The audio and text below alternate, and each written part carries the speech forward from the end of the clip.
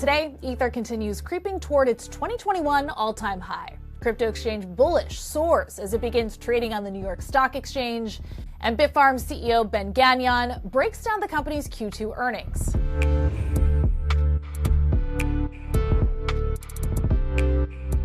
Welcome to CNBC's Crypto World. I'm Mackenzie Sigalos. Crypto markets are in the green this morning, with Bitcoin bouncing back above $120,000 by noon Eastern.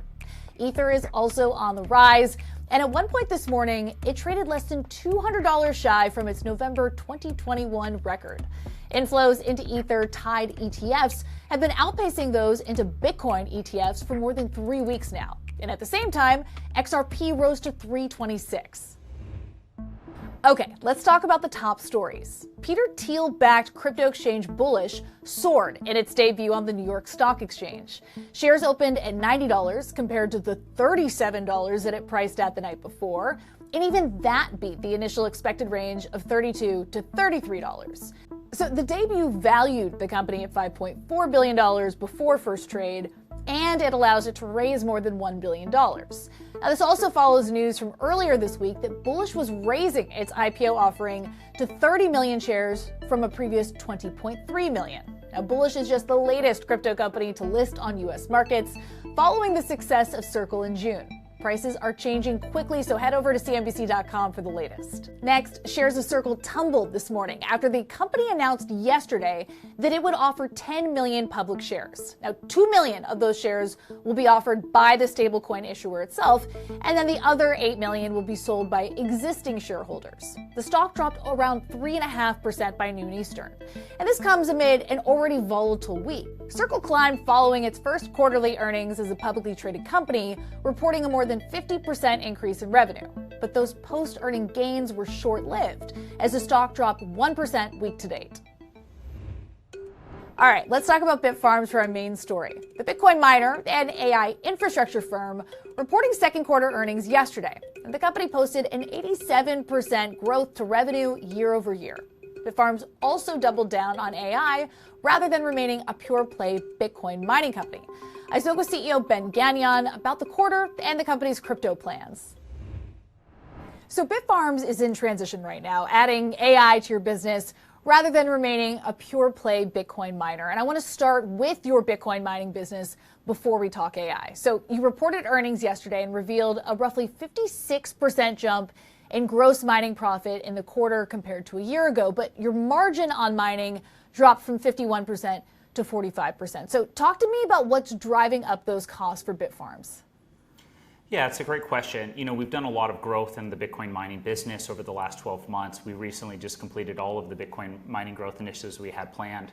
So our hash rate is up, meaning that we produce more, but the network hash rate is also up, and the Bitcoin price is also up. So there's a very dynamic environment here with Bitcoin. And as price goes up, we're going to be making more revenue. But as the network grows, so does our cost to produce that coin, which is resulting in tighter margins. So you managed to mine 718 Bitcoin in the quarter, and that's up from 693 in the previous quarter. You also sold a little over 1,000 Bitcoin in Q2 as well. What's the driving factor behind the sale of your Bitcoin holdings? Are you just taking advantage of some of Bitcoin's all-time highs? And how is that money being put to work? I think the big thing to understand with our Bitcoin business is how we're using it to fund the development of our HPC and AI business. We now have a business that doesn't require, material CapEx to roll forward and is able to fund all of our OpEx, all of our G&A, and all of our debt service on the HPC and AI side. So as a business, we're really trying to look for what's going to maximize value for shareholders. And with all the Bitcoin treasury companies out there in the market, we don't think that having Bitcoin as a treasury item is really a competitive factor like it was a few years ago. Really, the best opportunity, I think, for us to deploy capital is in HPC and AI infrastructure, which is exactly what we're doing through our Bitcoin sales. Okay, so lastly, on the mining front, you are discontinuing a mining facility in Argentina due to energy concerns there. You mentioned in your earnings that you will partially offset the reduction in your hash rate through other measures. Can you walk us through your plans there? Yeah, so we just recently shut down our Argentina facility. We had an agreement with an electricity supplier there in Argentina where we're buying power directly from them. They had some issues with liquidity in April following the Argentina IMF deal. And so any business who was really engineered in Argentina around the FX imbalance between the official FX rate and the unofficial FX rate had a big restructuring of their business and their financing programs when the IMF deal was announced, and this 25-year gap between the official FX and the unofficial FX disappeared overnight. So we worked through a number of different options there, but the reality is that the best path forward was just shutting down the site. There's rising costs in Argentina, and it was our least efficient facility with our least reliable electricity supply. So by shutting down the site, we're improving the efficiency across all of our other operations. We're improving our average electricity price. We're improving our direct cost to mine, and that really goes a long way to offsetting the reduction in total revenue through the improvements of the mining margin itself. Okay, so let's go back to that AI transition that's underway now at Bitfarms. When we last spoke to you at Bitcoin 2025 earlier this summer, you laid out the reasons for this pivot to artificial intelligence, especially when it comes to multiple expansion for your business. You said at the time that your primary focus is AI, but Bitcoin is a strong profit driver for Bitfarms. So how do you balance those two needs? I think we've always thought of our business as an energy portfolio company. And Bitcoin mining is a great way to monetize energy assets, but it doesn't mean it's going to get us the maximum value out of those energy assets. But it is very simple. When we're looking at our portfolio across the US and Canada especially, there's so much opportunity for these energy assets that we have because they're all in major data center hotspots. We're primarily located in Quebec, Washington State, and Pennsylvania, and all of those are emerging. Quebec has over 50% of all the data centers in Canada due to the huge abundance of reliable, cost-effective, renewable hydropower and all this great proximity to fiber infrastructure on the coast and down to Europe and other places.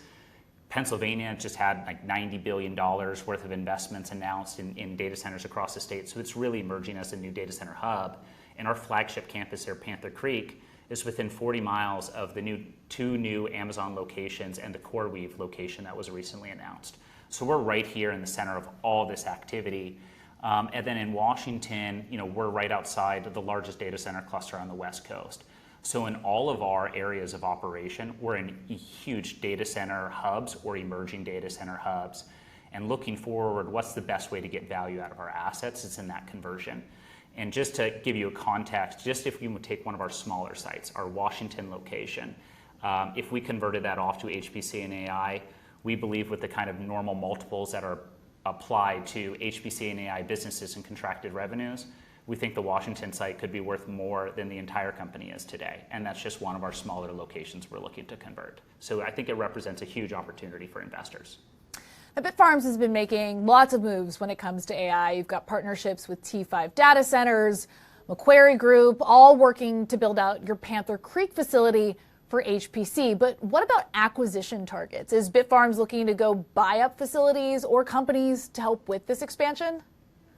Well, we always have a global eye on growth and acquisitions. I mean, just earlier this year, we completed the largest M&A deal between two public mining companies in the industry to date. So we're always on the lookout. We've got a great M&A team.